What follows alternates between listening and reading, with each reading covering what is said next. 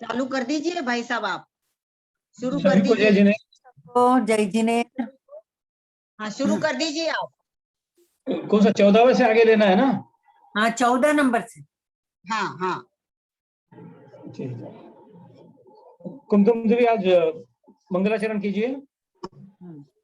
मोक्ष मार्गस्य वेतारं कर्म भूभृतां ज्ञातारं विश्वतत्त्वानां वन्दे तद्गुणलब्धये।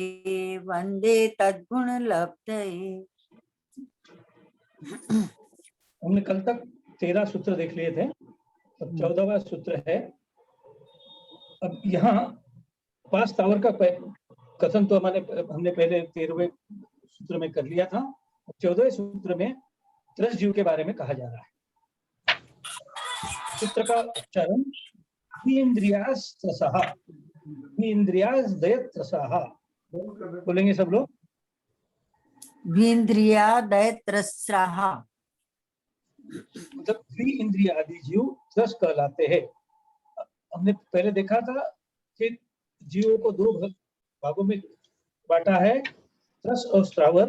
तो एकेंद्रिय तो स्थावर हो गए, और द्विइंद्रिय से आगे द्विइंद्रिय, त्रिइंद्रिय, चतुर्इंद्रिय और पंचेंद्रिय, ये सारे, और पंचेंद्रिय सज्ञी, ये सारे त्रस जीव कहलाते हैं। त्रस नाम कर्म के उदय से जो जीव उत्पन्न होता है वह त्रस जीव कहलाता है।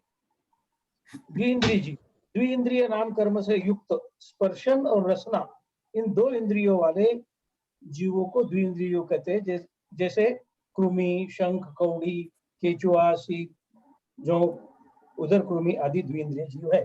त्रिइंद्रिय जीव जो त्रिइंद्रिय नाम कर्म से युक्त स्पर्शन, रसना, घ्राण, इन 3 इंद्रियों वाले बिच्छू, जू, लीक, खटमल आदि जो जीव है वो त्रिइंद्रिय जीव कहते हैं।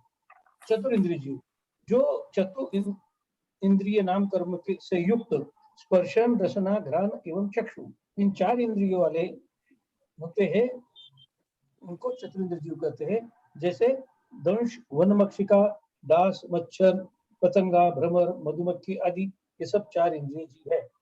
पंचेंद्रिय जीव जो पंचेंद्रिय नाम कर्म से युक्त स्पर्शन, रसना, घ्राण, चक्षु और कर्म, इन 5 इंद्रियों वाले होते हैं, वे पंचेंद्रिय जीव कहे जाते हैं। कौन कौन से आते हैं वो पंचेंद्रिय जीव? सर्प, पक्षी, कुत्ता, बिल्ली, सिंह, गाय, भैंस, नारकी, देव, मनुष्य आदि, ये सब पंचेंद्रिय जीव है।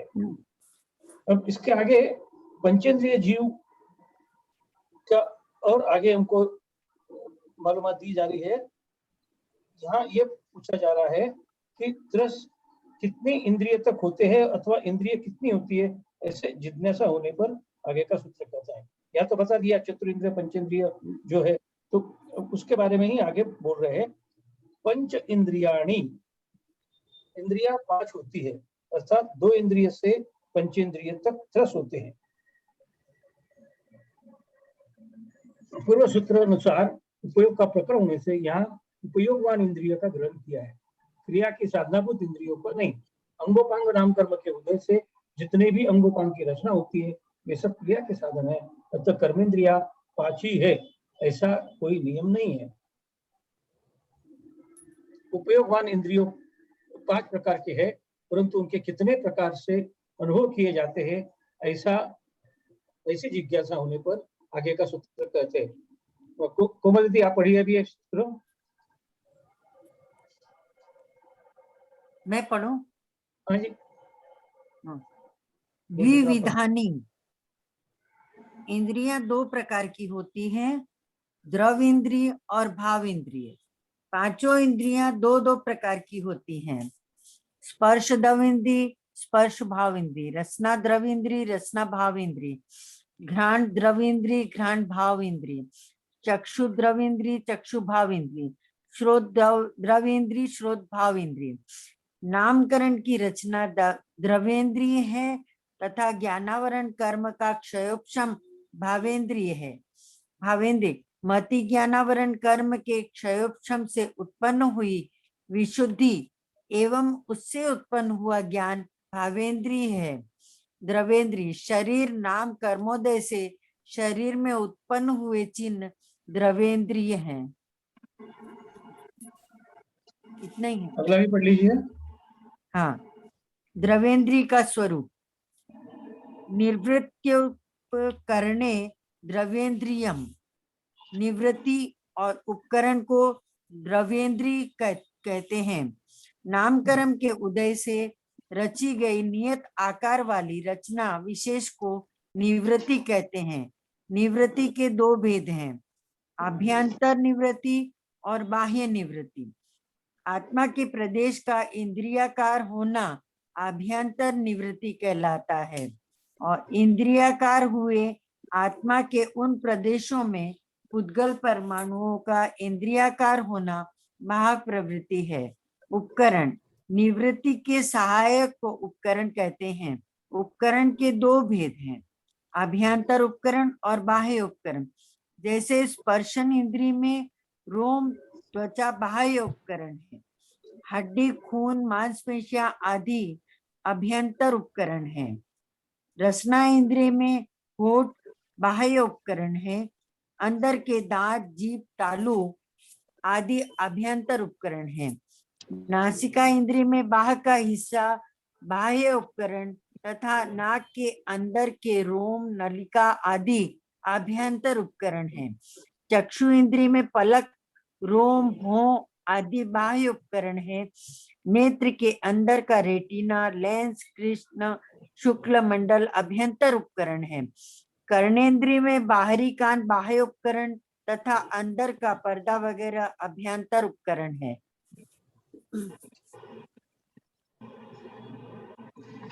हो गए। अशोक बालाजी आप पढ़ेंगे आगे? हाँ जी हाँ। भावेंद्री का स्वरूप। लब्ध्युपयोगो भावेंद्रियम। लब्ध्युपयोगो अर्थात लब्धि और उपयोग को भावेंद्रियम अर्थात भावेंद्री कहते हैं। लब्धि लब्धि शब्द का अर्थ प्राप्त होना है। आत्मा में मति ज्ञानावरण और वीर्यांतराय कर्म के क्षयोक्षम से होने वाली विशुद्धि अर्थात अर्थ पदार्थ ग्रहण की शक्ति को लब्धि कहते हैं। लब्धि को योग्यता भी कहते हैं। उपयोग उस विशुद्धि के द्वारा अर्थ ग्रहण करने के प्रति आत्मा के उद्यम प्रवर्तन व्यापार को उपयोग कहते हैं। विशेषार्थ लब्धि पांचों इंद्रियों के से स्पर्श रस गंध वर्ण शब्द ग्रहण करने की क्षमता है तथा उपयोग उन इंद्रियों से स्पर्श रस गंध वर्ण शब्द को ग्रहण करना है अथवा इन पदार्थों को जानने से अभिमुख होना है। जैसे व्यक्ति प्रवचन सुनने बैठा है और सुनने में सामर्थ्य है, लेकिन उसका उपयोग दूसरी ओर होने पर वह सुन नहीं पाता है, क्योंकि कहा गया है आंख में देखने की सामर्थ्य है, लेकिन उपयोग दूसरी ओर होने पर हमारे सामने कोई वस्तु रखी है, हम उसे नहीं देखते हैं। इसी प्रकार किसी वस्तु को जानने की इच्छा होते हुए भी यदि क्षयोक्षम नहीं हो तो जान नहीं पाएगा। मंद बुद्धि विद्यार्थी को पढ़ने की इच्छा होते हुए भी पुरुषार्थ करते हुए पाठ समझ में नहीं आता है।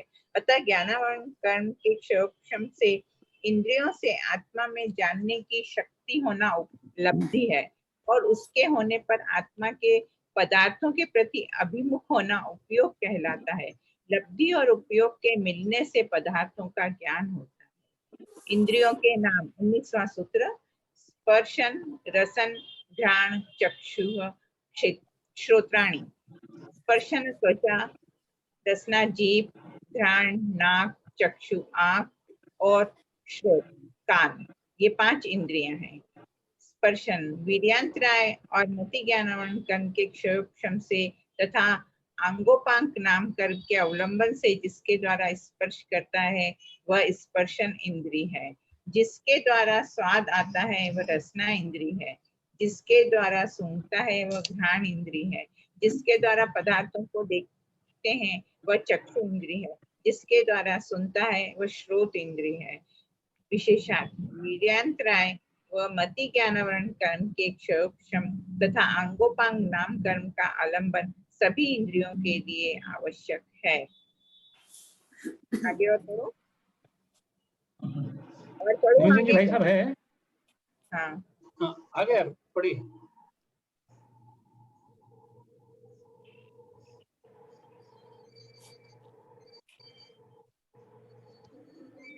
पढ़िए विजया दीदी, पढ़िए ना।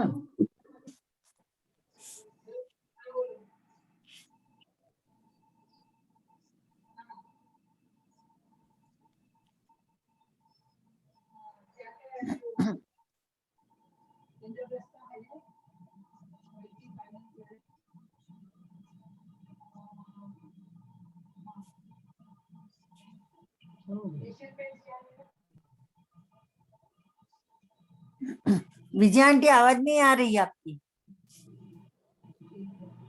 आप म्यूट हो विजय आंटी, म्यूट भी हो और वीडियो भी ऑफ है।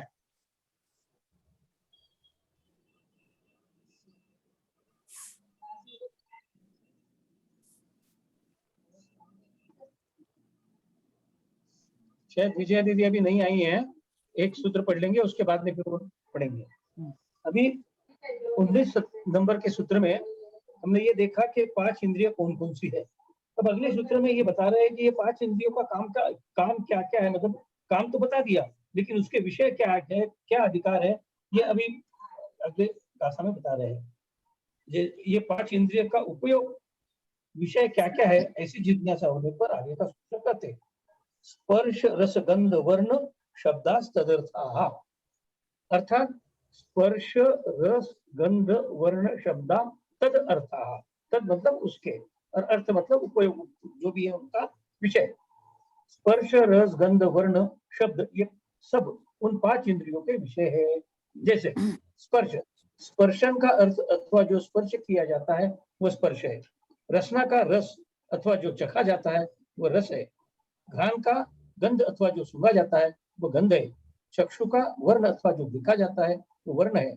और कर्ण का शब्द अथवा जो सुना जाता है वो शब्द है।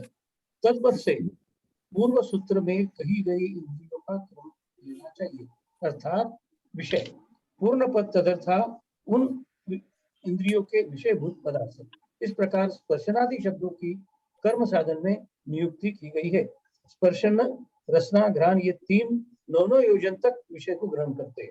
अब ये भी बताया उनका क्षेत्र कहाँ तक है, तो स्पर्श रसना घ्राण ये तीनों जो है 9 योजन तक विषय को ग्रहण करते हैं। अब ये अधिक से अधिक क्षमता बताइए उनके, उससे कम भी होता है, क्योंकि हम लोग तो 3 9 योजन तक हम न चख सकते हैं, न स्पर्श कर सकते हैं, न सुन सकते हैं। ये तो अधिक से अधिक जो है वो बताया है। चक्षु 47,263 योजन तक के विषय को ग्रहण करता है। कर्ण 12 योजन तक के विषय को ग्रहण करता है। इंद्रियों की विशेष जानकारी जीव कांड ग्रंथ में जाननी चाहिए। 5 इंद्रिय के नाम एवं उनके विषय बताए, लेकिन सूत्र में मन को भी अनिंद्रिय नो इंद्रिय ईशत इंद्रिय कहा है। अतः मन का विषय क्या है ऐसी जिज्ञासा होने पर आगे का सूत्र कहते हैं। विजय दीदी आप आ गए क्या?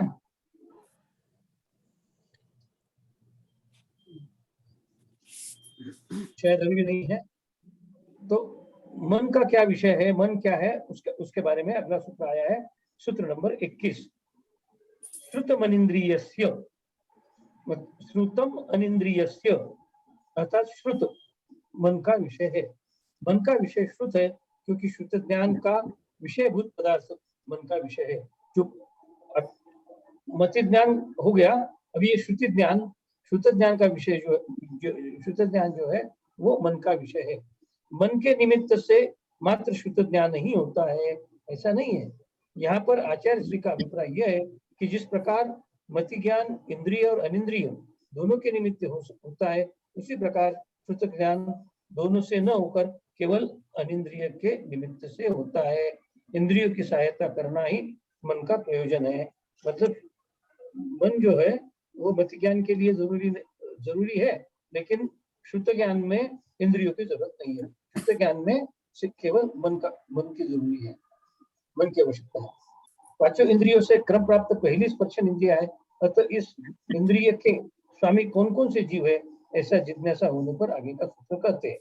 अब 5 इंद्रिय जो बताई है, तो 5 इंद्रिय में कौन कौन से प्राणियों को कौन कौन से इंद्रिय रहते हैं, या कौन कौन से जीवों को कौन कौन से इंद्रिय रहते हैं, इसके बारे में एक एक श्लोक में एक एक सूत्र में क्रम से कहा जाएगा।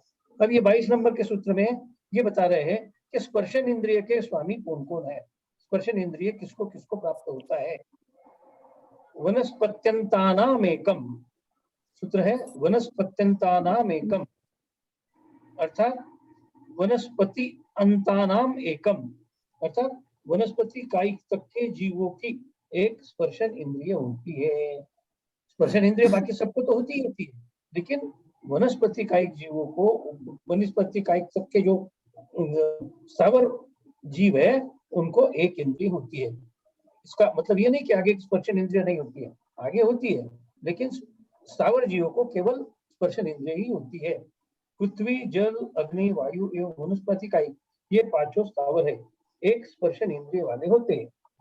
इन पांचों स्थावरों का क्रम बतलाते हुए राजवंशिक आचार्य में आचार्य श्री अकरंग देव जी ने कहा है कि सुखपूर्वक ग्रहण होने से, स्थूल मूर्तित्व होने से, बहुत उपकारक होने से पृथ्वी को प्रथम ग्रहण किया है। सबसे ज्यादा जो है वो पृथ्वी है और वो सबसे शांत रहती है, इसके लिए पृथ्वी को पहले ग्रहण किया है। पृथ्वी में इतनी हलन चलन नहीं होती है जितनी बाकी एक इंद्रिय में होती है। सबसे सुखपूर्वक रहने वाला, सबसे शांतता से रहने वाला पृथ्वी है, पृथ्वी का जीव है, इसके लिए पृथ्वी को पहले ग्रहण किया है। कारण कि पृथ्वी नहीं होती तो पानी आदि कहाँ पर स्थित होकर उपकार करते, अतः सबसे पहले पृथ्वी को ग्रहण किया है। पृथ्वी ही बेसिक है।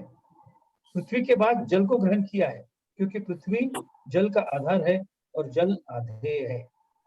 जल के बाद अग्नि को ग्रहण किया है, क्योंकि जल का परिपाक अग्नि के द्वारा होता है।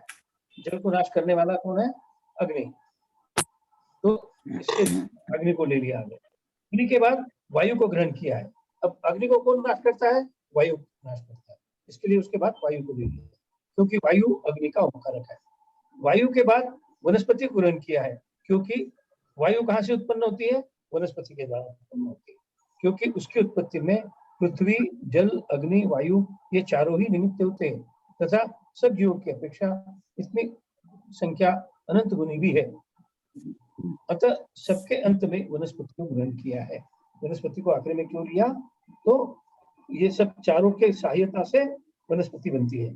यदि जल न हो तो वनस्पति नहीं बनेगी, पृथ्वी न हो तो वनस्पति नहीं बनेगी, अग्नि अर्थात ताप न हो तो वनस्पति नहीं बनेगी, हवा नहीं हो तो वनस्पति नहीं बनेगी। इसके लिए वनस्पति को आखिरी में लिया है। अब अगला सूत्र, एकेंद्रिय स्थावरों की इंद्रिया निश्चित करने के बाद द्विइंद्रिय रस आदि जीवों की इंद्रिया नाम सहित बतलाए, ऐसी जिज्ञासा होने पर आगे का सूत्र कहते हैं। विजया दीदी जी जी आगे पढ़े के? हाँ पढ़े ना, आपको कब से बोल रहा हूँ, पढ़िए। हाँ हाँ मैंने सुना।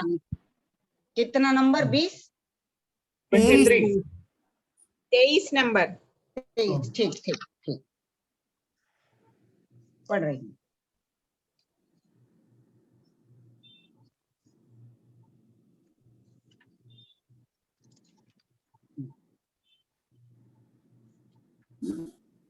कृमि पिपीलिका, यही ना हाँ। दीदी? हाँ, कृमि पिपीलिका भ्रमर मनुष्यादीनाम एकैक वृद्धानि, कृमि पिपीलिका भ्रमर मनुष्यादीनाम एकैक वृद्धानि। इसका अर्थ पढ़ रही हूँ। कृमि आदि के एक एक इंद्रिय अधिक होती है, अर्थात लठ, शंख, जोक वगैरह की स्पर्शन और रसना, ये 2 इंद्रिया होती है। चींटी, खटमल वगैरह के स्पर्शन, रसना और घ्राण, ये 3 इंद्रिया होती है। भौरा, मक्खी, डास यानी मच्छर वगैरह के क्या होते हैं? 4 इंद्रिय, स्पर्शन, रसना, घ्राण और चक्षु, ये 4 इंद्रिया होती है। और मनुष्य, पशु, पक्षी वगैरह के क्या होती है? 5 इंद्रिया होती है। इस प्रकार 23 नंबर का सूत्र हुआ। अब सूत्र नंबर 24 पढ़े दीदी? हाँ आप पढ़िए। हाँ पढ़ रही। संगिनः समनस्काः, संगिनः समनस्काः, मन सहित जीवों को संगी कहते हैं, तथा मन रहित जीव असंगी कहलाते हैं। एकेंद्रिय, 2 इंद्रिय, 3 इंद्रिय और 4 इंद्रिय, ये जीव तो सब असंगी ही होते हैं। पंचेंद्रियों में देव, नारकी और मनुष्य ये संगी ही होते हैं, किंतु तिर्यंच मन रहित भी होते हैं। शंका, यहाँ शंका उठाई है। मन का काम हित और अहित की परीक्षा करके हित को ग्रहण करना और अहित को छोड़ देना है, इसी को संज्ञा कहते। अतः जब संज्ञा और मन दोनों का एक ही अभिप्राय है तो संगी और समनस्क का मतलब भी एक ही है। फिर सूत्र में दोनों पद क्यों रखे? केवल संज्ञा कहने से भी काम चल सकता था। तो इसका समाधान कर रहे, यह आपत्ति ठीक नहीं है, क्योंकि प्रथम तो संज्ञा शब्द के अनेक अर्थ है। संज्ञा नाम को भी कहते हैं, अतः जितने नाम वाले पदार्थ है वे सब संज्ञा कहलाएंगे। संज्ञा ज्ञान को भी कहते हैं और ज्ञान सभी जीवों में पाया जाता है, अतः सभी संज्ञा कहे जाएंगे। भोजन वगैरह की इच्छा का नाम भी संज्ञा है, जो सभी संसारी जीवों में पाई जाती है, अतः सभी संगी हो जाएंगे। इसलिए जिनको मन है उसी को संगी कहना उचित है। दूसरे गर्भ अवस्था में, मूर्छित अवस्था में, सुप्त अवस्था में हित अहित का विचार नहीं होता, अतः उस अवस्था में संगी जीव भी असंगी कहे जाएंगे। किंतु मन के होने से उस समय भी वे कैसे है? संगी ही है। अतः संगी और समनस्क दोनों पदों को रखना ही उचित है। अब आगे का सूत्र 25 नंबर पढ़ लूं भाई साहब।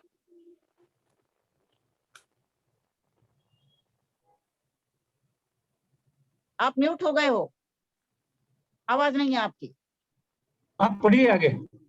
जी, यह शंका है, जिस समय जीव पूर्व शरीर को छोड़कर नया शरीर धारण करने के लिए जाता है, उस समय उसके मन तो रहता नहीं, फिर वह कैसे गमन करता है? तो इस शंका का समाधान करने के लिए आगे का यानी 25 नंबर का सूत्र कह रहे हैं, विग्रह गतौ कर्मयोग। विग्रह गतौ कर्मयोग। विग्रह शब्द के दो अर्थ है, या अर्थ पढ़ रही हूं मैं सूत्र का। विग्रह अर्थात शरीर, शरीर के लिए गमन करने को क्या कहते हैं? विग्रह गति, अथवा विरुद्ध ग्रहण करने को विग्रह कहते हैं। इसका आशय यह है कि संसारी जीव हमेशा कर्म और नो कर्म को ग्रहण करता रहता है, किंतु विग्रह गति में कर्म पुद्गलों का तो ग्रहण होता है, नो कर्म पुद्गलों का ग्रहण नहीं होता। ये ध्यान रखने की बात है कि विग्रह गति में तो कर्म पुद्गलों का ग्रहण होता है, लेकिन नो कर्म पुद्गलों का ग्रहण नहीं होता, इसलिए उसको विरुद्ध ग्रहण कहा है। और विरुद्ध ग्रहण पूर्वक जो गमन होता है उसे क्या कहते हैं? विग्रह गति। तथा कार्मान शरीर को कर्म कहते हैं। उस कार्मन शरीर के द्वारा जो आत्मा के प्रदेशों में कंपन होता है उसको क्या कहते हैं? कर्मयोग। अतः सूत्र का अर्थ हुआ, विग्रह गति में कर्मयोग होता है। उस कर्मयोग के द्वारा ही जीव क्या करता है? नवीन कर्मों को ग्रहण करता है तथा मृत्यु स्थान से अपने जन्म लेने के नए स्थान तक जाता है। मृत्यु के स्थान को छोड़कर अपना जहाँ जन्म होना है उस स्थान तक जाना कौन ले जाता है? वो तो विग्रह गति ले जाती है। अब आगे का सूत्र कुमकुम दीदी आप पढ़िए। हाँ, अनुश्रेणी गति, जीव या पुद्गल के गमन का क्रम। गति, जीव और पुद्गलों का गमन अनुश्रेणी आकाश के प्रदेशों की श्रेणी के अनुसार ही होता है। श्रेणी लोक के मध्य से लेकर ऊपर नीचे तथा तिर्यक दिशा में आकाश के प्रदेशों की सीधी पंक्ति को श्रेणी कहते हैं। विशेषार्थ, जो जीव मरकर नया शरीर धारण करने के लिए विग्रह गति में गमन करता है, उसी का गमन विग्रह गति में श्रेणी के अनुसार होता है, अन्य का नहीं। इसी तरह पुद्गल का शुद्ध परमाणु एक समय में 14 राजु गमन करता है, उसी का श्रेणी के अनुसार गमन होता है, सब पुद्गलों का नहीं होता। और है आगे विजय दीदी आपके पास? ऐसा ही है दीदी, ज्यादा फर्क तो नहीं है, है ना? मुक्त जीव की गति, अविग्रह जीवस्य। जीवस्य मुक्त जीव की गति अविग्रह मोड़ा रहित सीधी होती है, अर्थात मुक्त जीव एक समय में सीधा 7 राजु गमन करता हुआ छिद्र सिद्ध क्षेत्र में जाकर विराजता है। विशेषार्थ, श्रेणी के अनुसार होने वाली गति के दो भेद होते हैं। विग्रहवती गति, जिसमें मुड़ना पड़ता है, और अविग्रह गति, जिसमें मुड़ना नहीं पड़ता है। कर्मों का क्षय करके सिद्ध शिला की ओर गमन करने वाले जीवों की अविग्रह गति होती है। एक मिनट कुमकुम दीदी, इसमें 2 लाइन अच्छी है, वो पढ़ देती हूँ मैं, हाँ, है ना। इसमें शंका उठाई है कि सूत्र में तो केवल जीव कहा है, अविग्रह जीवस्य, यहाँ सिर्फ जीव कहा है, तो फिर उसका अर्थ मुक्त जीव कैसे ले लिया अपन ने, है ना। तो यहाँ उसका समाधान कर रहे हैं कि आगे जो सूत्र आएगा, यानी 28 नंबर के सूत्र में लिया है संसारी, ऐसा ग्रहण किया है। अतः इस सूत्र में जीव शब्द से हमने क्या ले लिया, मुक्त जीव, मुक्त। है ना। संसारी जीव के अभी 28 नंबर का सूत्र है, तो यहाँ अपन ने मुक्त ले लिया। अब पढ़ेंगे दीदी आप। संसारी जीवों की गति और समय। विग्रहवती च संसारिणः प्राक् चतुर्भ्यः। संसारिणः, संसारी जीव की गति, चतुर्भ्य पाक, 4 समय से पहले पहले। विग्रहवती, विग्रहवती अर्थात मोड़ सहित, च अविग्रह अर्थात मोड़ रहित, दोनों प्रकार की होती है। विशेषार्थ, संसारी जीव की गति मोड़ रहित भी होती है और मोड़ सहित भी होती है। विग्रह गतियों के 4 भेद हैं। ऋजु गति, पाणिमुक्ता गति, लांगलिका गति, गोमूत्रिका गति। ऋजु गति, मोड़ रहित सीधी गति को ऋजु गति कहते हैं, इसमें एक समय लगता है। पाणिमुक्ता गति, जिस गति में एक मोड़ा लेना पड़ता है, उसे पाणिमुक्ता गति कहते हैं, इसमें 2 समय लगते हैं। पानी मतलब हाथ में भरा पानी नीचे गिरता है, तब वह एक मोड़ा लेकर जमीन में बहता है। लांगालिका गति, जिस गति में 2 मोड़ा लेना पड़ता है, उसे लांगालिका गति कहते हैं, इसमें 3 समय लगते हैं। हल में जैसे 2 मोड़ होते हैं, उसी प्रकार। गौमूत्रिका गति, जिस गति में 3 मोड़ लेना पड़ता है, उसे गौमूत्रिका गति कहते हैं, इसमें 4 समय लगते हैं। गौमूत्र जैसे टेढ़ा मेढ़ा बहता है, उसी प्रकार। आगे दीदी। अशोक बाला दीदी आप पढ़ेंगे आगे। जी हाँ, अविग्रह गति का समय 29वां सूत्र है दीदी। जी। एक साम्या विग्रह, अविग्रह मोड़ रहित गति एक समया अर्थात एक समय मात्र की ही होती है। अर्थात अविग्रह गति में एक समय लगता है। दीदी मेरे इसमें इतना सही है? हाँ, फिर सभी आगे के इसमें उतना ही है दीदी, इतना ही है मेरे भी इसमें। आगे का पढ़ लीजिए आप। विग्रह गति में आहारक अनाहारक की व्यवस्था। एकम द्वौ त्रीणम वानाहारकः। एकम दो त्रीण वानाहारकः। एक दो। दीदी अशोक बाला दीदी, जी हाँ, ऐसा पढ़ना इसको। एकम द्वौ त्रीन्वा नाहारकः, एकम द्वौ त्रीन्वा नाहारकः, ऐसा पढ़िए। एकम द्वौ त्रीण्वा नाहारकः। बहुत एक सुंदर, दो बहुत सुंदर। वा अर्थात विग्रह गति में जीव 1, 2 अथवा 3 समय तक अनाहारक अनाहारक ही रहता है। आहार, औदारिक वैक्रिक और आहारक शरीर तथा 6 पर्याप्तियों के योग्य पुद्गलों के ग्रहण को आहार कहते हैं। अनाहारक, जब तक जीव आहार को ग्रहण नहीं करता है, तब तक वह अनाहारक रहता है। संसारी जीव अविग्रह गति में आहारक ही होता है, क्योंकि एक समय वाली ऋजु गति में जीव आहार ग्रहण करता हुआ ही जाता है। जैसे अग्नि से तपावान लक्ष्य प्रदेश पर पहुंचने तक वर्षा का पानी ग्रहण करता हुआ जाता है, किंतु 1, 2, 3 मोड़ वाली गतियों में क्रम से 1, 2, 3 समय तक आहारक रहता है। मोड़ समाप्त होने पर चौथे समय में नियम से आहारक होता है। आगे 31वां सूत्र है। 31 जन्म नंबर भी के- पढ़ लीजिए। जन्म के भेद समुच्चन गर्भोपपादा जन्म। जन्म, समुच्चन, गर्भ और उपपाद के भेद से 3 प्रकार का होता है।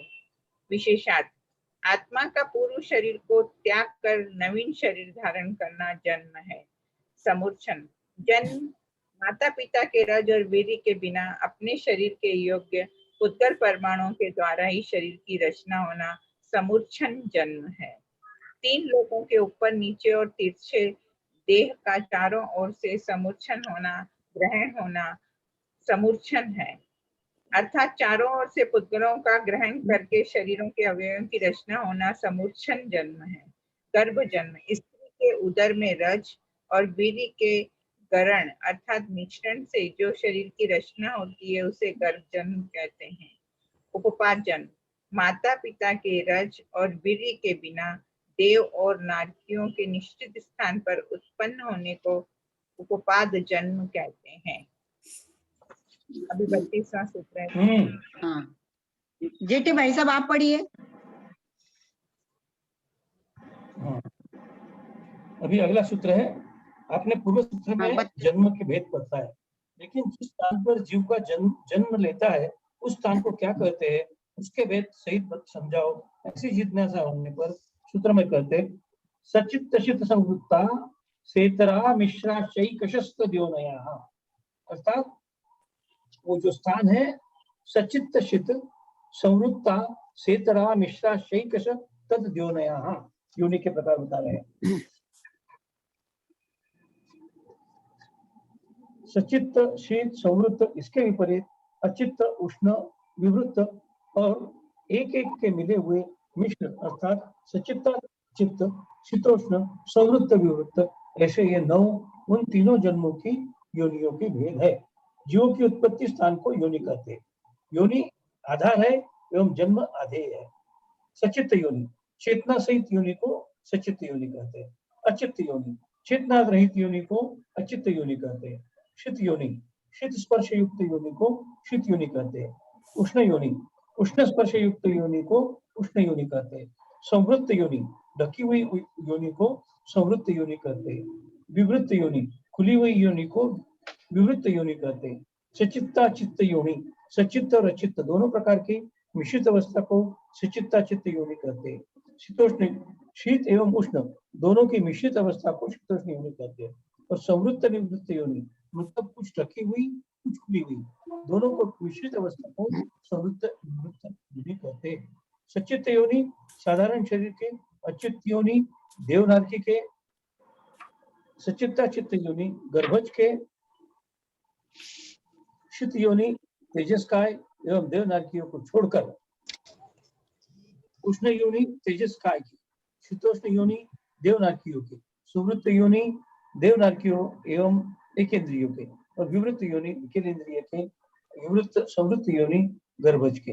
अब कौन सी योनि किसकी होती है ये इस पैराग्राफ में बता दिया। मुख्यतः योनि के 2 भेद हैं, पहली गुण योनि और दूसरी आकार योनि। गुण योनि के सचित्तादि 9 भेद है एवं उसके उत्तर भेद 84 लाख है। अतः सूत्र में 6 शब्द दिया है।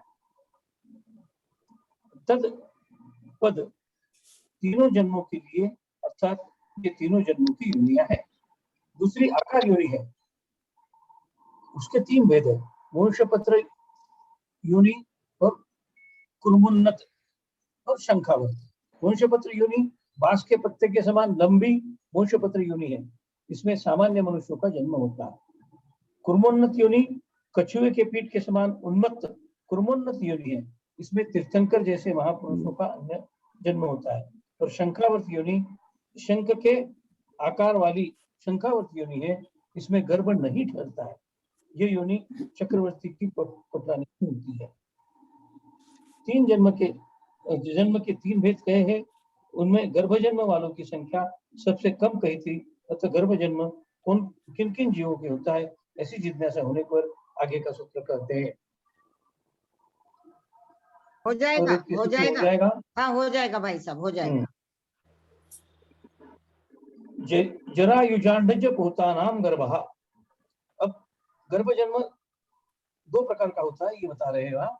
एक तो जरायुज 3 प्रकार का होता है, जरायुज, अंडज और पोतानाम। जरायुज, अंडज एवं पोत, 3 प्रकार के जीवों का गर्भ जन्म ही होता है। जल से अथवा जाल से समान आवरण से उत्पन्न होने वालों पर जरायुज कहते हैं, जैसे गाय, भैंस, मनुष्य आदि। मतलब हमारा छोटा जीव, हमारा जब मनुष्य जन्म या गाय का जब जन्म होता है तो बालक के ऊपर या नवजात शिशु के ऊपर एक कवर होता है, उसको जाल कहते हैं। ये गाय, भैंस आदि मनुष्यों में होते हैं। और जो नख की त्वचा के समान कठिन है, गोल है, जिनका आवरण शुक्र और शोणित से बना है, उसे अंडा कहते हैं। उस अंडे से जो उत्पन्न होता है उसे अंडज कहते हैं। चील, कबूतर आदि पक्षी, अंडज तो हम सब समझते हैं कि अंडे के द्वारा बाहर निकलता है, और अंडे का ऊपर का जो कवच है वो बिल्कुल कठिन होता है। जिनके शरीर के साथ गर्भ में कोई आवरण नहीं रहता तथा उत्पन्न होते ही चलने फिरने लगते हैं, वे पोत जन्म वाले होते हैं। कुछ प्राणी ऐसे होते हैं कि उनके शरीर के ऊपर कोई जाल बिछा हुआ नहीं रहता है, कोई ऊपर कवर नहीं रहता है, और ये जो प्राणी है ये जन्मते ही चलने फिरने लग जाते हैं, क्योंकि उनके ऊपर कोई ये नहीं है, जैसे सिंह, व्याघ्र, हरिण आदि। जरायुज एवं अंडज के पीछे ज प्रत्यय लगा है। इसका अर्थ होता है गर्भ से बाहर निकलने के बाद भी उनका जन्म दूसरी बार जेर या जाल से होता है। यहाँ ये समझने योग्य है कि हम जन्म कब समझते हैं। जब अंडे से बाहर निकल जाएगा जीव तब उसका जन्म हुआ, या जब हम जाल से बाहर निकल जाएंगे वो जरायुज, तब उसका जन्म माना गया है। मतलब अंडे में आना ये जन्म नहीं है, या गर्भ से बाहर निकल जाना ये जन्म नहीं है। जब हम जाल से बाहर निकल जाएंगे तब उसका जन्म कहा जाएगा, या अंडे से बाहर निकलेंगे तब उसका जन्म कहा जाएगा। बाहर निकलने के बाद भी उनका जन्म दूसरी बार जेर या जाल से होता है, अतः उसे जरायुज जन्म कहते हैं। ठीक उसी प्रकार अंडज के पीछे ज का प्रत्यय लगा है, जिसका अर्थ होता है कि गर्भ से अंडा जन्म होता है और अंडे से पक्षी का जन्म होता है, अतः उसे अंडज जन्म कहते हैं। वो जन्म वाले एक ही बार गर्भ से जन्म होता है, अतः उसके पीछे ज प्रत्यय नहीं लगा है, क्योंकि उनके ऊपर जार वगैरह कुछ नहीं रहता, जैसे ही वो बाहर आ गए विकसित हो गए। 9 योनियों से सहित 3 जन्म सब जीवों के अनियम से प्राप्त हुए हैं, अतः गर्भ जन्म निश्चय करने के लिए यह सूत्र कहा है। विजया दीदी आप करिए। जिनवानी स्तुति कर लीजिए अशोक बाला दीदी। आप साथ देना दीदी। यदर्थ मात्रा पदवाक्यहीनम मया प्रमादादधि किंचनोक्तम तन्मे समित्वा विद्यातु देवी सरस्वती केवल बोधलब्धि बोधि समाधि परिणाम शुद्धि स्वात्मोपलब्धि शिव सौख्य सिद्धि चिंतामणि चिंतत्वस्तु दाने त्वां वन्दमानस ममास्तु देवी जावाणी के ज्ञान ते तुझे लोकालोक सो वाणी मस्तक नमो सदा देत हूँ धूप हे जिनवाणी भारती तो ही जपो